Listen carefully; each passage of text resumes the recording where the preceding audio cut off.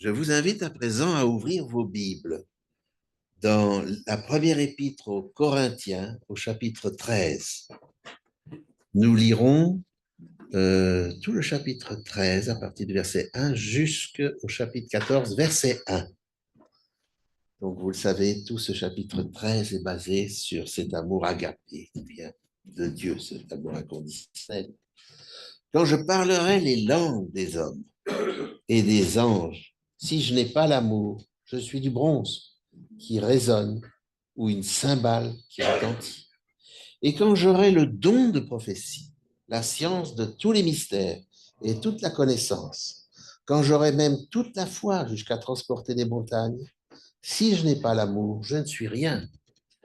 Et quand je distribuerai tous mes biens pour la nourriture des pauvres, quand je livrerai même mon corps pour être brûlé, si je n'ai pas l'amour, cela ne me sert de rien. L'amour est patient, l'amour est serviable, il n'est pas envieux, l'amour ne se vante pas, il ne s'enfle pas d'orgueil, il ne fait rien de malhonnête, il ne cherche pas son intérêt, il ne s'irrite pas, il ne médite pas le mal, il ne se réjouit pas de l'injustice, mais il se réjouit de la vérité. Il pardonne tout, il croit tout, il espère tout, il supporte tout. L'amour ne succombe jamais, que ce soit les prophéties, elles seront abolies. Les langues, elles cesseront. La connaissance, elle sera abolie. Car c'est partiellement que nous connaissons, c'est partiellement que nous prophétisons. Mais quand ce qui est parfait sera venu, ce qui est partiel sera aboli. Lorsque j'étais enfant, je parlais comme un enfant, je pensais comme un enfant, je raisonnais comme un enfant. Lorsque je suis devenu homme, j'ai aboli ce qui était de l'enfant. Aujourd'hui, nous voyons au moyen d'un miroir, d'une manière confuse. Mais alors, nous verrons face à face. Aujourd'hui, je connais partiellement. Mais alors, je connaîtrai comme j'ai été connu. Maintenant donc, ces trois choses demeurent, la foi, l'espérance, l'amour. Mais la plus grande, c'est l'amour. Recherchez l'amour, aspirez aussi au don spirituel, mais surtout à celui de prophétie.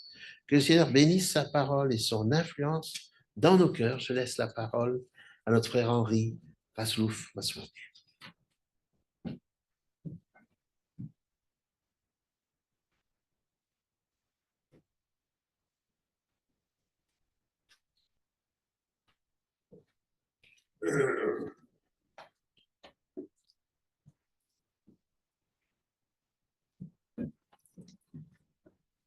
Bonjour tout le monde, ceux qui sont ici à La Roche et ceux qui sont sur le Zoom, éparpillés ici et là, sous la chaleur. Et le titre de notre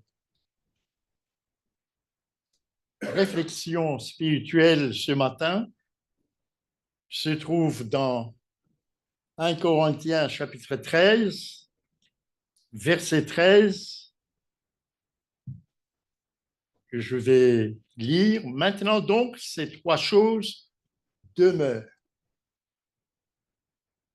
La foi, l'espérance, la charité. Il y a une hiérarchie établie par la Bible ici, mais la plus grande de ces choses, c'est la charité. Et je poursuis la suite, puisque la coupure et tout ce qu'il y a de plus artificiel. Recherchez donc la charité, puisque c'est la plus grande de ces choses. Aspirez aussi aux autres dons spirituels. Mais surtout, parmi ces dons spirituels, celui de la prophétie. Pour ne pas sombrer dans les ténèbres au sein desquelles nous sommes plongés à la fin des temps, surtout aujourd'hui. Les prophéties nous servent de guide. Jésus a dit clairement, quand vous, il s'adresse à qui? Le sujet, c'est vous, c'est-à-dire les disciples. quand vous verrez ces choses, mais encore faut-il avoir les yeux pour les voir, quand vous verrez ces choses, redressez-vous, levez vos têtes, il y a donc des actions à faire. Et Jésus donne la raison, car votre délivrance approche. C'est ça l'espérance dont parle Paul dans le sujet de notre réflexion ce matin. J'ai eu l'occasion d'évoquer tout à l'heure que le monde est réellement plongé dans les dernières ténèbres aujourd'hui. Peut-être vous ne voyez pas ces ténèbres avec la luminosité du soleil que nous avons ici, mais en l'espace de quelques temps, ces ténèbres sont réellement épaisses. Je vais juste rappeler ce qui s'est passé tout récemment lors de l'inauguration de ce qu'on appelle le jeu olympique. Cette adoration des dieux de l'Olympe au mépris du dernier repas du Christ, où le Christ a introduit son sacrifice, est réellement un mépris total, mondial, de ce qu'est le message de salut du Christ. Et ceci à l'échelle mondiale. Et en même temps que cette scène a été présentée, les acteurs de cette scène rappellent ce que Jésus dit dans Matthieu chapitre 21, comme du temps du jour de Lot à Sodome et Gomorrhe. Nous sommes réellement dans cette portion de l'histoire de l'humanité aujourd'hui. Comme vous le savez, c'est pareil dans Genèse chapitre 6. Du temps de Noé, Dieu ne tarde pas à agir, et ceci à l'improviste. À l'improviste. La bataille d'Armageddon sera là bientôt. Elle est engagée. Eh bien, le contexte au sein duquel se trouve le texte central de notre méditation, vous le trouvez dans l'épître de Corinthiens, c'est le contexte de l'attente de la fin du monde. Paul dit aux Corinthiens, vous êtes dans l'attente, il le dit, dans 1 Corinthiens chapitre 1, verset 7, vous êtes dans l'attente de la manifestation de notre Seigneur Jésus-Christ. Et dans cette attente-là, Paul leur dit, il y a trois choses qui sont très importantes. Un, il dit, la foi. Pourquoi c'est très important, dit Paul? Puisque c'est avec elle que vous allez éteindre toutes les flèches enflammées de Satan. Il le dit dans Éphésiens chapitre 6, Satan envoie des traits enflammés. Éphésiens chapitre 6, verset 16. Prenez par-dessus tout cela le bouclier de la foi. Et pour quelle raison? Avec lequel vous pourrez éteindre tous les traits enflammés du malin. Autrement dit, si notre foi est faible, selon ce texte, les traits enflammés du malin nous atteignent très facilement et nous sommes blessés. Nous sommes atterris par terre. Il faut donc que notre foi soit, pendant ce moment de l'histoire, c'est pour nous que l'Épître aux Corinthiens a été écrit aussi exactement dans les mêmes conditions que nous, l'attente de la fin. Il faut que notre foi soit solide. Sinon, vous êtes très facilement atteint par les flèches enflammées du malin. Mais la foi, c'est quoi? Les disciples ont adressé une prière pressante à Jésus. Les disciples ont dit, cette prière doit être la nôtre, dans Luc chapitre 17, verset 5, augmente-nous la foi. C'est parce que notre foi est faible que nous faiblissons sur le plan spirituel. Nous sommes facilement affaiblis. Et quelle est la réponse de Jésus?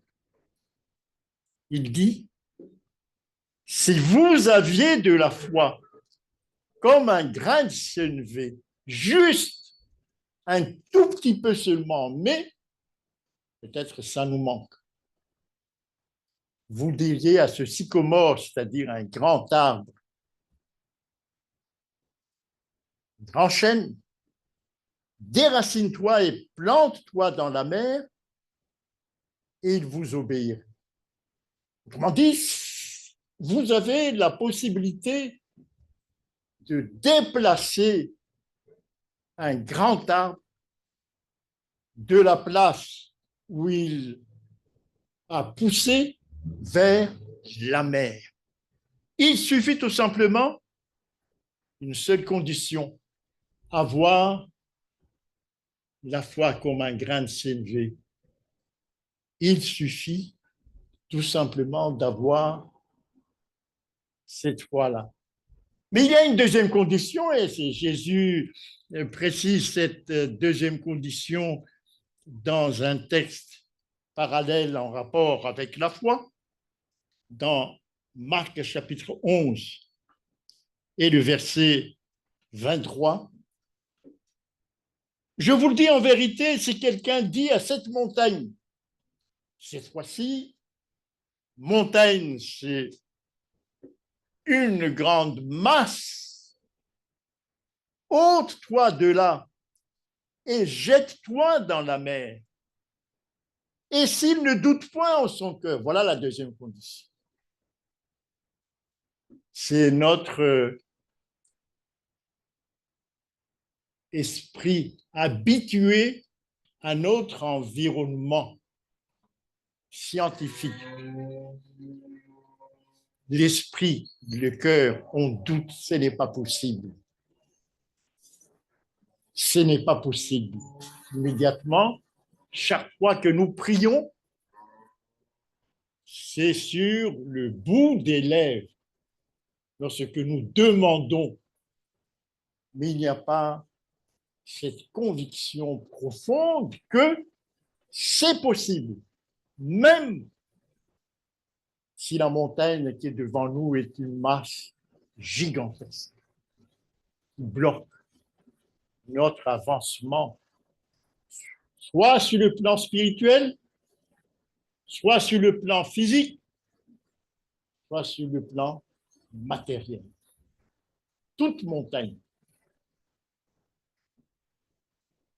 Preuve que nous ne croyons pas tellement, c'est parce que nous prions une fois et on s'arrête là. Il faut persévérer dans la demande. Preuve qu'on ne doute point.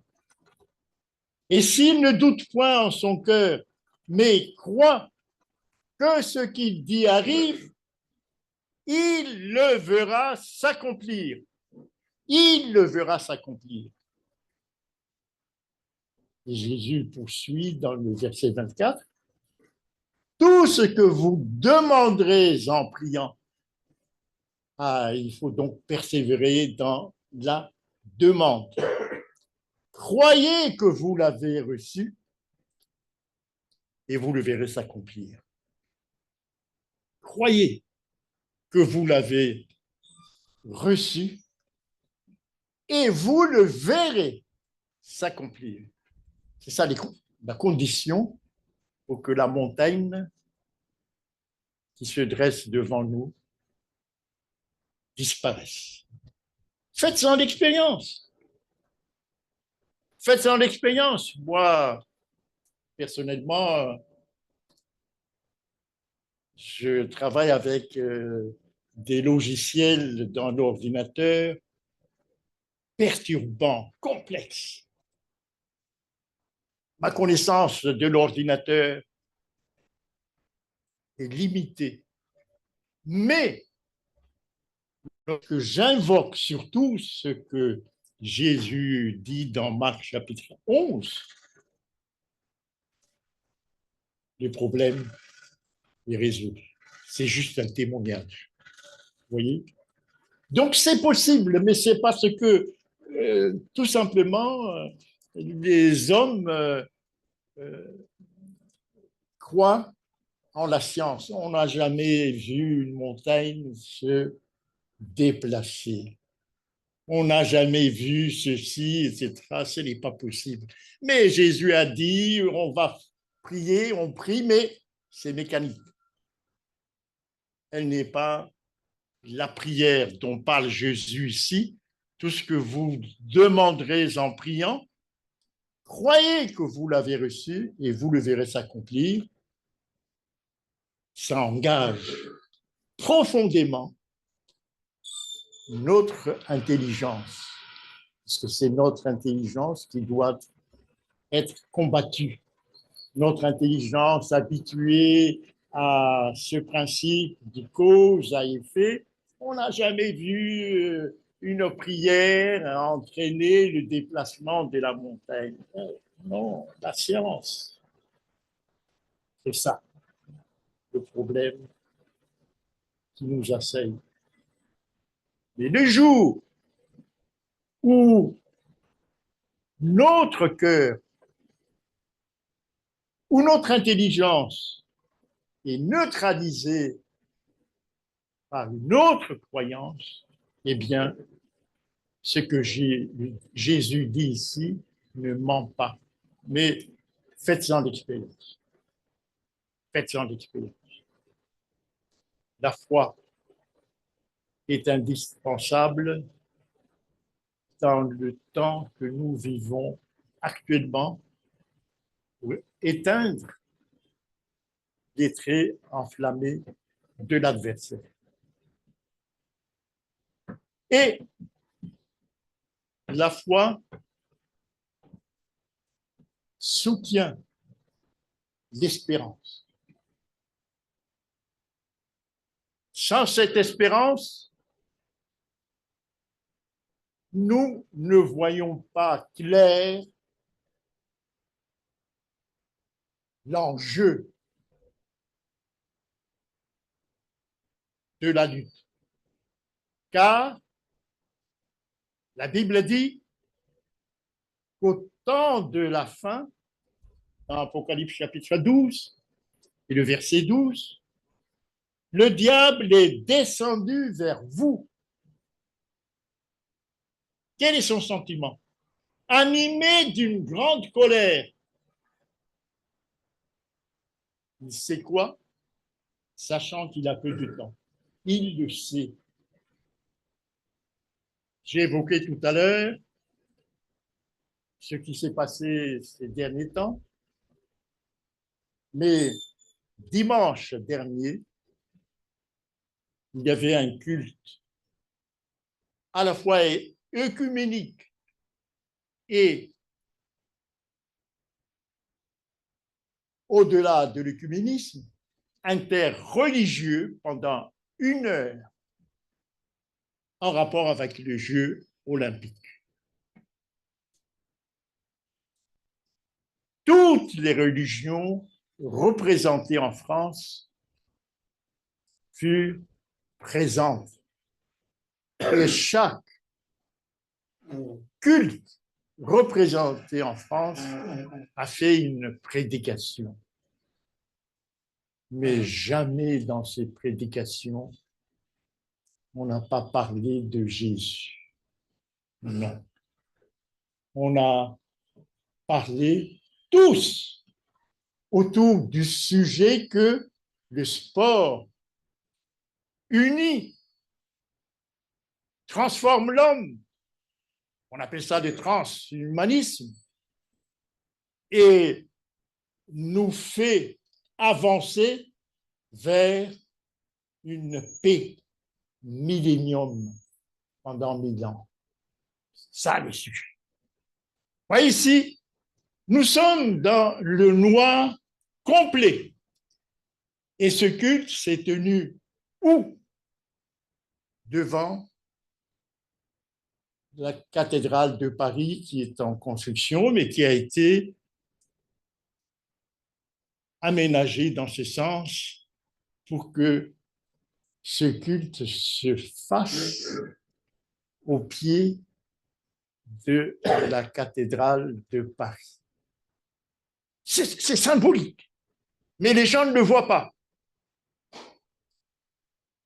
Le symbole s'introduit dans les cœurs et très facilement, les gens sont pris dans le piège. Et ce culte interreligieux œcuménique s'est terminé par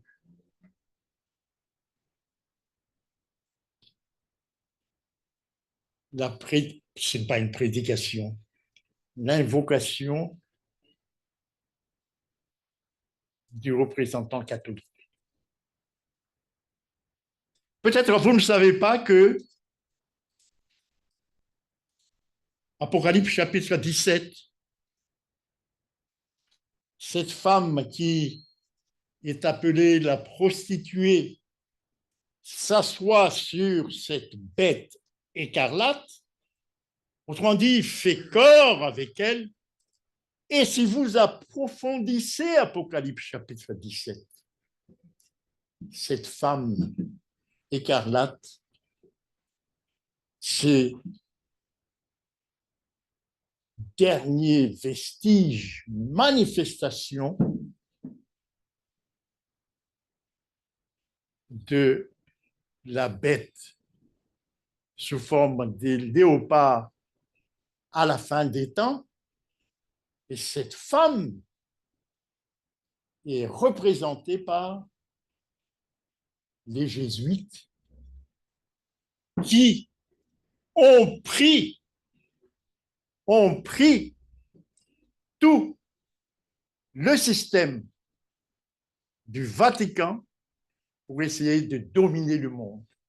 Je vous invite à relire Apocalypse chapitre 17. Cette femme représente les jésuites, puisque Apocalypse chapitre 17 est pour notre temps actuel.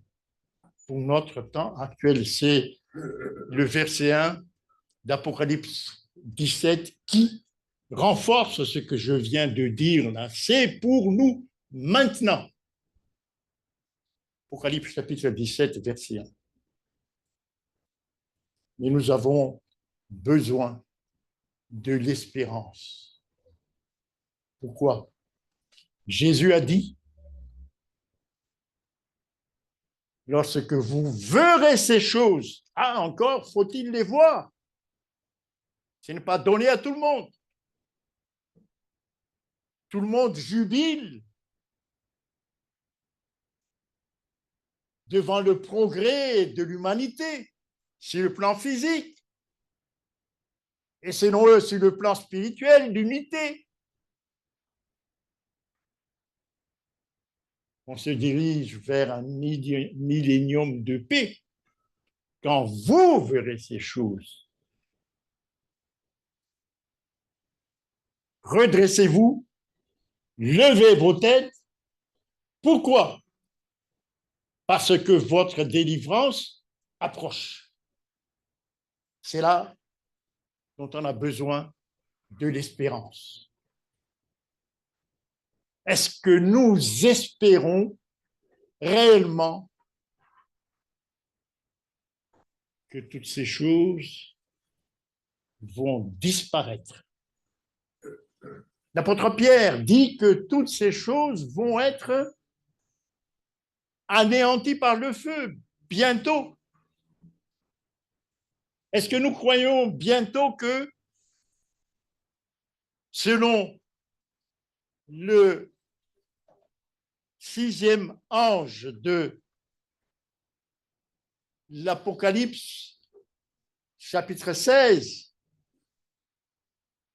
la bataille d'Armageddon va se terminer et que le cri va se faire entendre dans Apocalypse chapitre 16 et le verset, Apocalypse chapitre 16, le verset 17, 16 d'abord, il, c'est-à-dire le monde entier,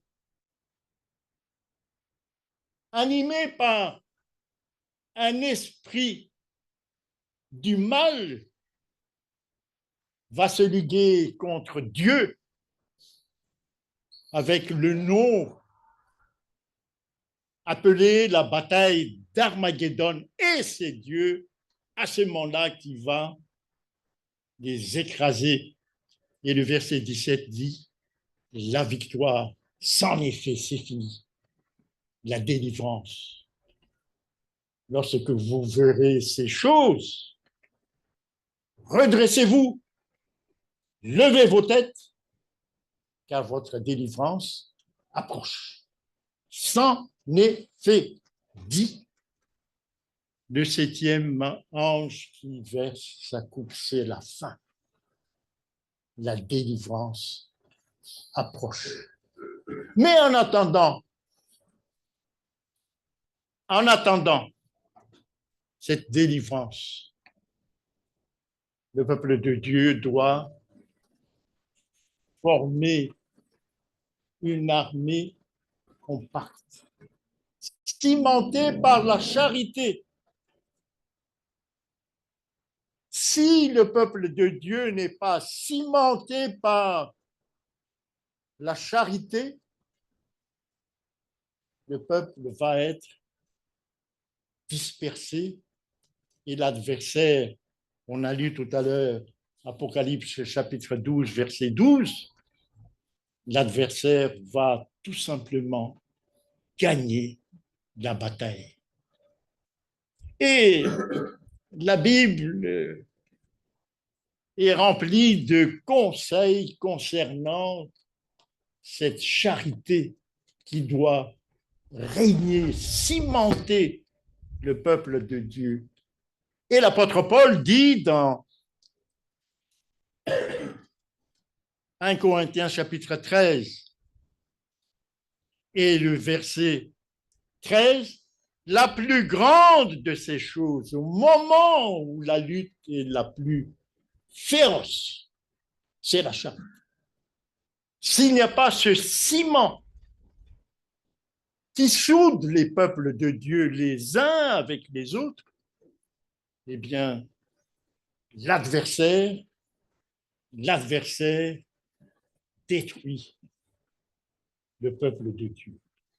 L'apôtre Paul parle chaque fois qu'il fait des exhortations à la fin de ses épîtres constamment, il fait appel à la charité. Il fait appel à la charité. Peut-être c'est ce qui manque, ce ciment pour que le peuple soit uni dans la lutte, uni dans la vie, uni surtout dans l'attente de cette espérance. Unis dans l'attente de cette espérance. C'est cette charité. Et c'est pour cela que Paul dit rechercher la charité. Ça, c'est 1 Corinthiens chapitre 14, verset 1. Rechercher la charité. Vous avez besoin de cela dans votre communauté, dit-il aux Corinthiens.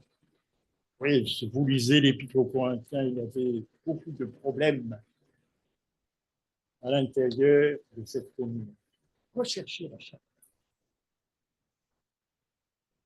Et c'est ici qu'il faut avoir la foi.